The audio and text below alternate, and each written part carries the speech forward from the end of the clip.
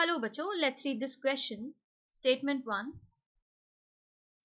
The geological history of Earth closely correlates with the biological history of Earth. तो यहाँ पर ये statement correct है. जब आप geological history को study करते हैं तो उसके साथ साथ आपको biological history के बारे में भी पता चलता है.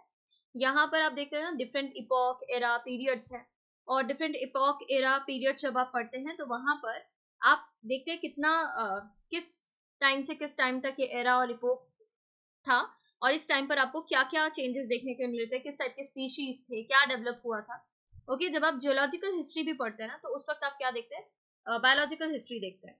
जैसे आप सेडिमेंट्री फॉसिल देखते हैं, जो सेडिमेंट्री फॉसिल होते हैं, और इवोल्यूशन जब आप पढ़ते हैं, एविडेंसेस पढ़ते हैं, evidences of evolution, sedimentary rock में जो आपके फॉसिल मिलते हैं वो फॉसिल ये तो बता ही रहे कि ये एनिमल एग्जिस्ट कर रहा था, उसके साथ साथ आपको ये भी पता चल रहा है कि कौन सा फॉसिल कितना पुराना है. लेयर्ड में मिलते हैं ना वहाँ फॉसिल, और उसके साथ साथ वहाँ कैसी सॉइल थी, कैसा एनवायरमेंट था. ठीक है, पर्टिकुलर सॉइल को देखकर और उसमें जो आपको फॉसिल मिला है, इम्प्रिंट मिला है, उसे देखकर, फॉसिल रिमेन मिला है, उसे देख के आप पहचान सकते हैं. तो जियोलॉजिकल हिस्ट्री जो होती है अर्थ की वो क्लोजली कोरिलेट करती है बायोलॉजिकल हिस्ट्री के साथ. ये करेक्ट है. स्टेटमेंट 2 में दिया है when more than one adaptive radiation appear to have occurred in an isolated geographical area representing different habitats. Okay, one can call this divergent evolution. तो ये incorrect है, इसको divergent evolution नहीं कह रहे कहीं भी. सेम एरिया में ही हो रहा है ना, representing different habitats.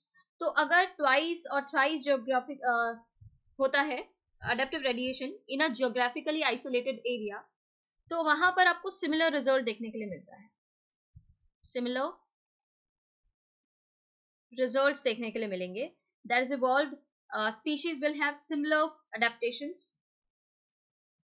Similar adaptations देखने के लिए मिलेंगे आपको evolved species में.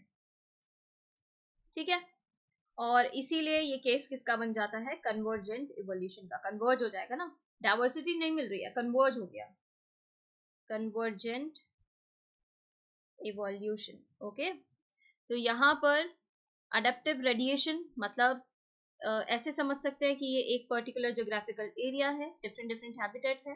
अब यहाँ पर अडेप्टिव रेडिएशन हुआ, ए ने अडेप्ट किया एक पर्टिकुलर कंडीशन में सर्वाइव करने के लिए, बी ने अडेप्ट किया, तो सिमिलर फंक्शन आते देखेंगे ना. अडेप्ट किया, सिमिलर फंक्शन परफॉर्म किया, तो यहाँ पर आप क्या देख रहे हैं, कन्वर्ज हो रहा है. ओके, तो यहाँ स्टेटमेंट 1 करेक्ट है, 2 इनकरेक्ट है. Statement 1 is correct but 2 is incorrect. ये आपका करेक्ट ऑप्शन बन जाता है ऑप्शन बी. दोनों इनकरेक्ट नहीं है. Statement 1 and 2 both are correct, दोनों करेक्ट नहीं है. स्टेटमेंट 1 इज इनकरेक्ट, 1 इनकरेक्ट नहीं है, 2 करेक्ट नहीं है. Correct option here is option B.